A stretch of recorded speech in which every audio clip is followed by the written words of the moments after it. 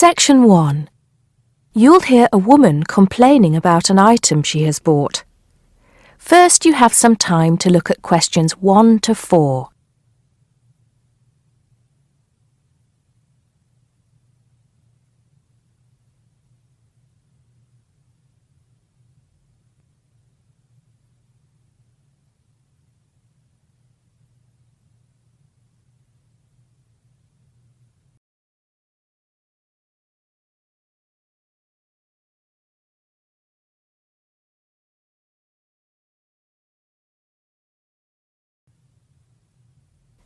Listen carefully and answer questions 1 to 4. Smart Electricals, Mike speaking. How may I help you today? Good morning. I'm calling to complain about an item I recently purchased from your company. I'm not happy with it. Oh, I'm really sorry to hear that.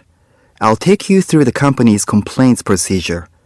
I'll need to retrieve your files from our records so that we can discuss the problem properly and find a solution. I'll need to take some details from you first. Is that okay? Okay, but I don't have a lot of time. Will it take long? Not long, madam. Can I first take your name? Yes, it's Susan Yorke. Y-O-R-K-E. Okay. Can I have the address, please? Yes, it's Flat 1, 25 Alpine Avenue. That's A-L-P-I-N-E Avenue, Harchester. The postcode is HA6 5LD. Okay. Next. Could you give me your telephone number? Preferably one that we can call you on during normal working hours. Well, the home one is 01734 525 268. But you're only likely to catch me on that number in the evenings. I usually have my mobile phone with me during the day, though. It's probably best to take that number then. All right. My mobile number is 0781 233 452. And do you have the order reference number on you, by any chance? Well, I have the receipt that the camera came with in front of me. Ah, good. Which number is it? It's a bit confusing. It should be the 7-digit number on the top left corner of your invoice. Let me have a look. I need my glasses. Found it. It's DMX 8443. Thanks. Now, when did you purchase the item? Well, the camera was delivered last Monday, on the 1st of February. I ordered it online about 2 weeks before that, but I can't remember the exact date. If you have another look on the invoice receipt, the date should be there. Oh, yes. Here it is. January the 15th. Okay, I'll make a note of that. So, the item is a digital camera? Yes, it's the Aqua PowerShot model in silver. Thank you. Did you take out any kind of insurance when you bought it? Well, no, it was on special offer. I didn't need to pay any extra for the insurance because it came with a special 4-star policy. Well, it means you're fully covered for at least another 3 years. Before you hear the rest of the conversation, you have some time to look at questions 5 to 10.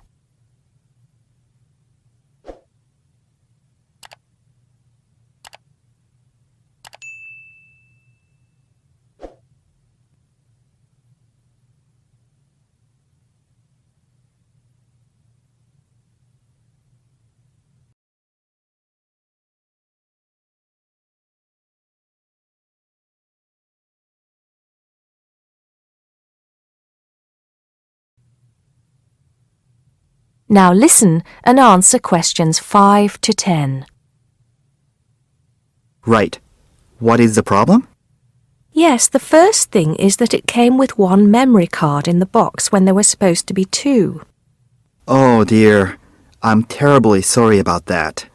It must have been an oversight in the packing department. I can do something about that straight away and get one sent out to you. Well, that's not the only thing. I bought it as a present for my niece because she loves swimming.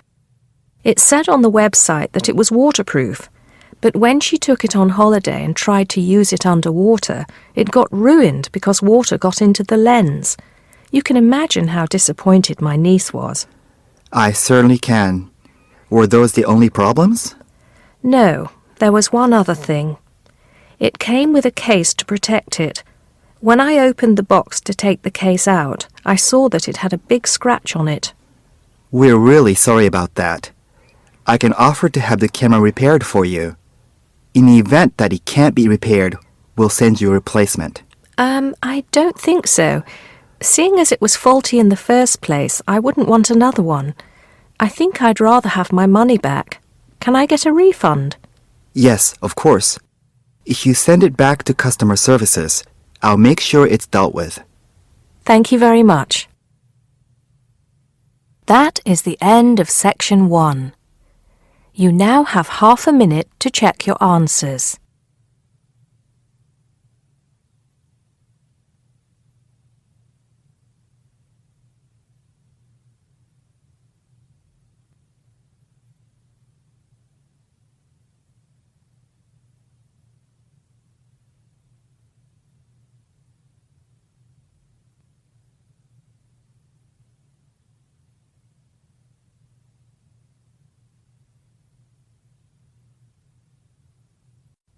Now turn to Section 2.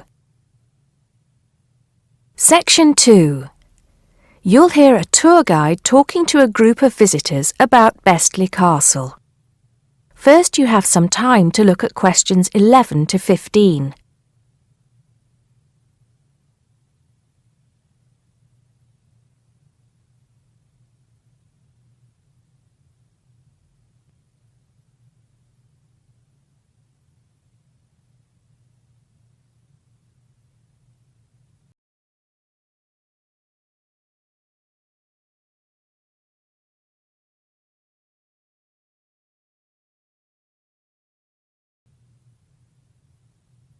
Now listen carefully and answer questions 11 to 15.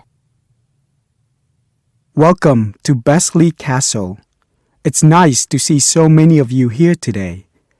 Before we go in, I'd like to tell you some information about the castle, the things to see and do, and the facilities available to you in the grounds. We'll do our best to make this a truly memorable visit.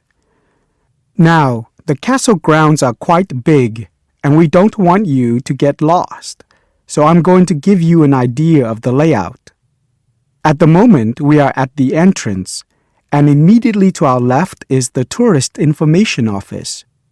Go here if you need any questions answered. They'll be happy to help.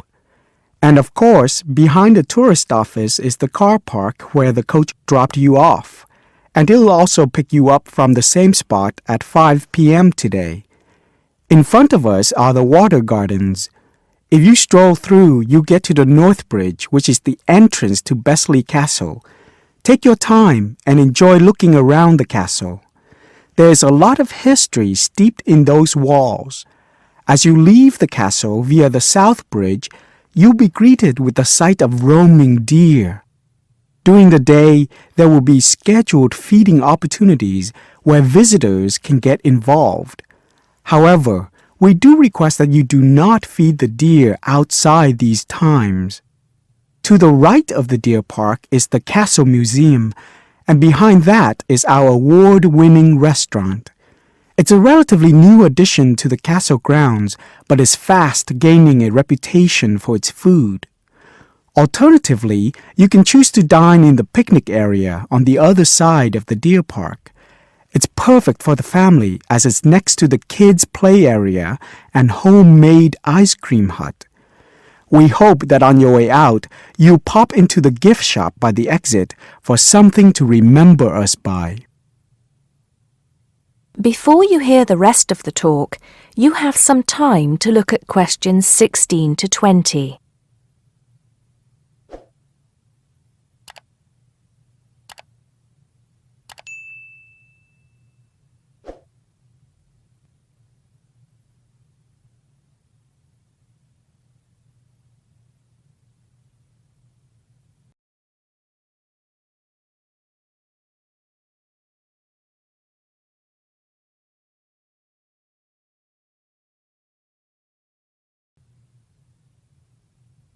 Now listen and answer questions 16 to 20. Admission to the grounds is free for all. That includes the museum, gardens, and picnic area. There is an admission fee for the castle, which is £6.50 for adults, with a 10% discount for students and retired people. Children under the age of 16 pay half adult price, and under 8 go in free. There are many spectacular events throughout the year, and for most of them, there's also an admission fee. As these events are in high demand, it's a good idea to book well in advance. Some of the exciting events planned for this year are the Summer Medieval Festival, where you can watch old-fashioned nights and experience a feast in the halls of the castle, as if you were a guest of King Henry VIII himself. There are several concerts planned this year too, including a rock concert, at an admission price of £10 per person, and a special jazz concert, which is free to the public. I'm sure you'll agree that all tastes and ages will be satisfied. One scary but extremely popular event is the annual Haunted Castle event at the end of October, where the castle comes alive at night. Why don't you come along, if you're brave enough? Another sight to see is the fantastic firework display on November 5th, and the cost of that includes refreshments.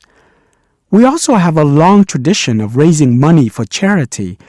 The charity event held every year on the first day of May will this year be an archery contest. Entrance is free, but donations are certainly welcome.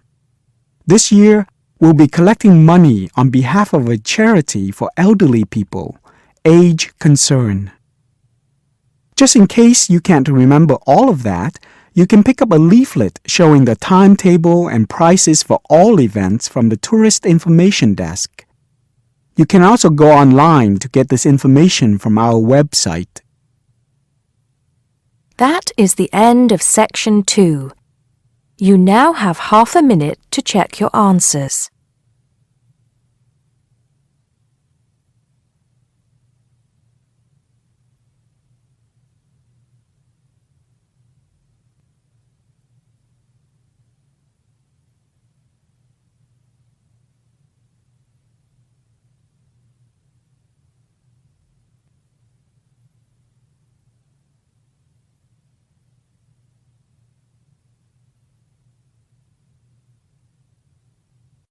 Now turn to Section 3. Section 3. You'll hear 3 university students talking about a presentation which one of them has to give.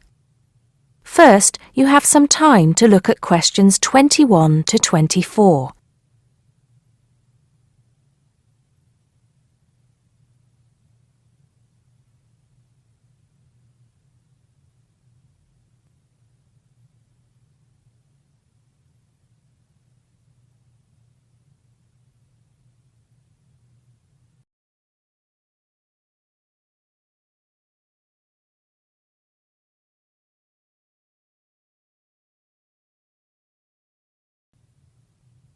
Now listen carefully and answer questions 21 to 24. Hi, Joe. Hi, Isabel. Hi, Paul. Oh, hi, Paul. I've heard you've been stressing out about your presentation on art. I am. Are you still going to talk about the different types of art? Yes. Well, I was planning to, but there's so much stuff on the subject that I'm finding it difficult to put it all into one short presentation. Huh? I usually have the opposite problem. There's nothing worse than going blank, forgetting your words in front of a group of people. Well, the problem is that I don't know how to organize what I want to say in the presentation. Well, you know everything there is to know about the subject. It's just a question of selecting what you want to talk about. Well, there's a lot to discuss about the different periods in art. That's a good way to start. Then you can bring in how specific types of art were popular in each period. Yes, like how sculpture was popular in the classical period and paintings were popular in the Renaissance period. and how now a wide variety of media are used to create modern art. As long as you keep it concise, because it's a large area, there are so many periods and movements in art, and you don't want to just list them one by one. I agree. An explanation of the movements and periods in art wouldn't be too long. You're right. I need to just pick out some key points. Just mention the periods quickly so that I can move on to the real topic of the presentation. Yes, the variety of art, like sculpture, paintings, installations. I have an idea. Why don't you prepare a timeline to show to the class? That would be a nice visual, and it would focus your ideas so you don't get too sidetracked. Great idea. It would certainly cut down on time. Right then, where are we?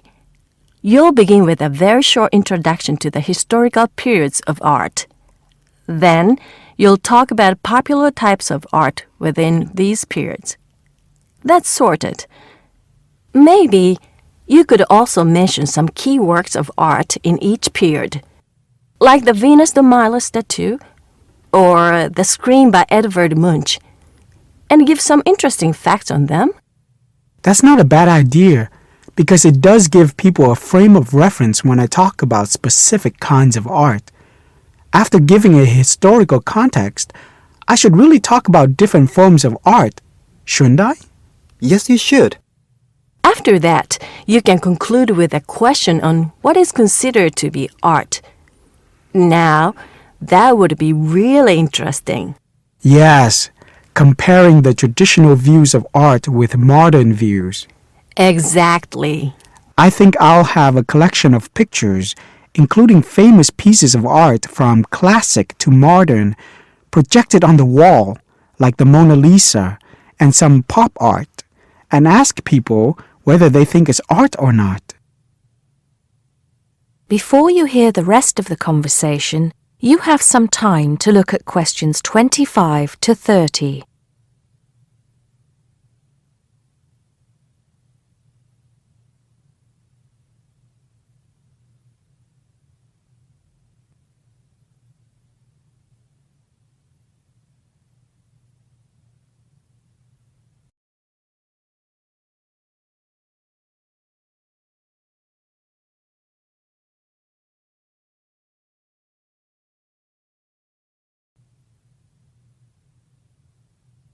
Now listen and answer questions 25 to 30. Showing some famous works and asking people what art is would certainly lead to discussion in the room. People's appreciation of art is so subjective, and it comes down to taste. That's what I'm hoping for, some disagreement to liven up the presentation. And you could stick in some really controversial ones like graffiti and modern art installations in between pieces of art that are universally accepted, like the work of the Renaissance painters. Sounds good to me. I have to say, I really don't understand some modern art myself. There was one recently that was just a pile of rubbish. It doesn't require much skill to create, does it? And what does it mean? There's no point to it. Actually, Joe, I like some modern art. It makes you look at the world in a different way. Artists now have the freedom to express themselves completely. Yes, but there is an idea now that anything can be art. I've heard of paintings being sold for large sums of money, which have been done by small children and animals.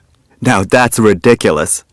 Oh, you could find one of those paintings and put it in your presentation, couldn't you, Paul? That would really be interesting. Well, Paul, what do you think? I like it. Just thinking. I'll need to do some more research to find pictures for the slideshow. Yes, we can help you, can't we, Joe? Of course. If you go to the fine art section of the library, I'm sure you'll find everything you need. Just ask the staff and they'll give you access to a slide bank of hundreds of famous works of art. And if you still can't find what you're looking for, use the library computers to go online. There are lots of images on the internet. Of course, you'll need to use a search engine like Google, but it's dead easy. Thanks, guys. I'm feeling much clearer about the project. Your ideas have been really useful. I think I should end with a quote of some kind by a famous artist. What do you think? That's a good idea. Now let's go to the library and see what they have. That is the end of section 3. You now have half a minute to check your answers.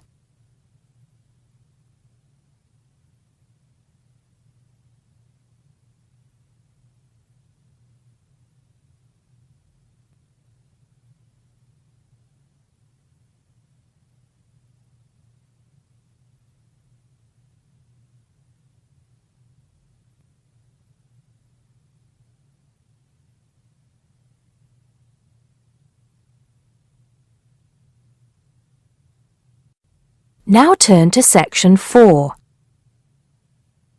Section 4. You'll hear a lecturer talking to students about languages.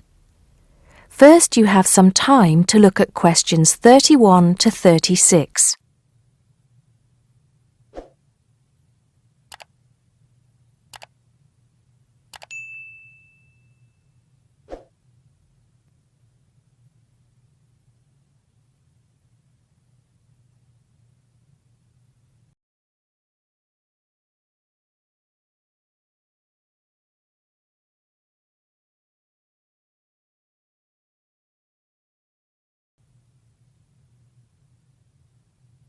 Now listen carefully and answer questions 31 to 36. Good afternoon, everybody. Today, in the first lecture on anthropology, we're going to look at languages and how they are disappearing fast and what effect that's having on people and the world as a whole. We hear so much in the news about the possible extinction of animal and plant species in the world. It's a sad thing that one day certain animals will cease to exist. But how many of you are aware that the world's languages are facing a similar threat? Believe it or not, there are currently more than 6,000 languages spoken in the world today, but experts believe that by the end of this century, this number will be reduced to half. And as each language dies, the culture and specialized knowledge of a community dies with it. The unique knowledge of the environment, local wildlife, plants, animals, and ecosystems, not to mention the cultural traditions of the people themselves, will become lost forever. In essence, each language is not just spoken or written words strung together.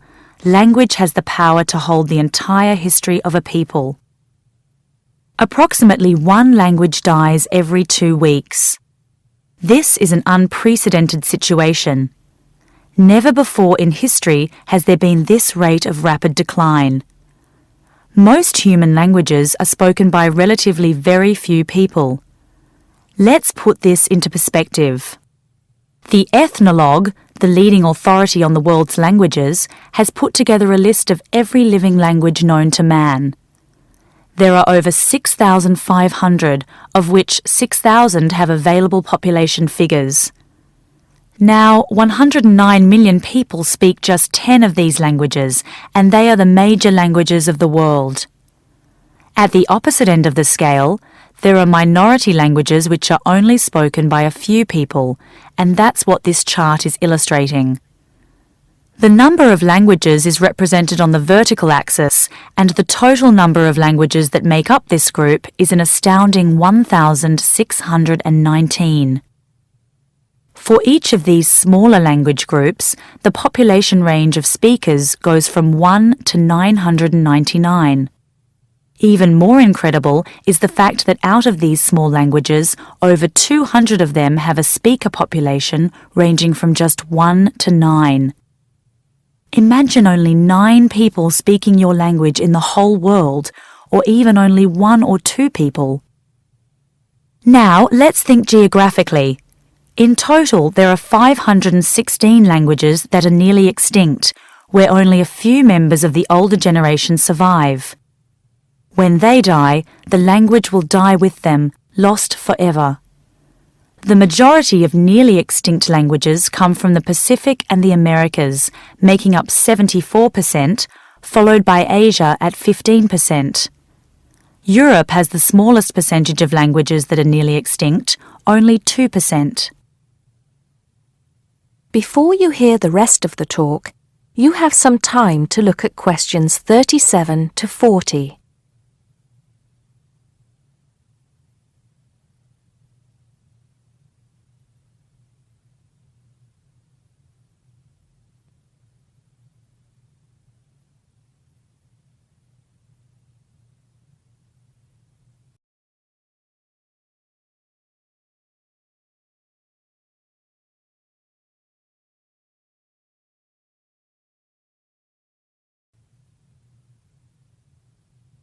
Now listen and answer questions 37 to 40. Entire languages which have survived for centuries are disappearing as we speak. But why is this happening now? There are several reasons for a language's demise. Globalization has made the world smaller, and technology has made it easier for people separated by vast distances to communicate in a common language, which further ensures the growth in economic status for such communities. Minority languages have given way to the main languages of global communication, like English. On a social level, speakers may feel the minority language to be old-fashioned and behind the times. Maybe even speakers are slightly embarrassed to speak the language of their forefathers, identifying more with an international language that brings with it improved economic status. Now, some do argue that a reduction in the number of world languages is inevitable, and anything to ease communication between nations is a good thing, and granted, there is a point to be made there, but what are the long-term implications of this? Consider this. Language, in both spoken and written form, is the vehicle for oral traditions to be passed down through generations. When a language becomes extinct, this link is broken and these oral traditions are lost. This has enormous implications for the identity of a community. We can't stop the changes that are happening in the world, but we can try to keep languages alive through language maintenance programs and by documenting languages before they disappear, so they can be studied and maybe even resurrected in the future. It's also important to remember that many people who speak threatened languages can neither read nor write. Helping them become literate goes a long way towards protecting the language. Preserving a language is not easy, but there have been exceptional cases where languages have been brought back to life. In Ireland, Irish Gaelic, once a dying language, through national determination is now spoken by 13% of the country's population. We'll go into what happened there in more detail in my second lecture. That is the end of section 4. You now have half a minute to check your answers.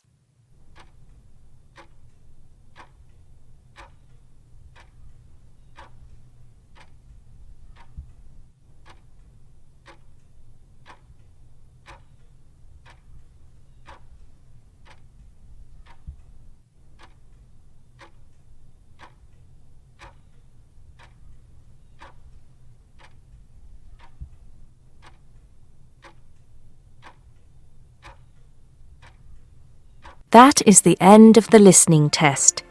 You now have 10 minutes to transfer your answers to the listening answer sheet.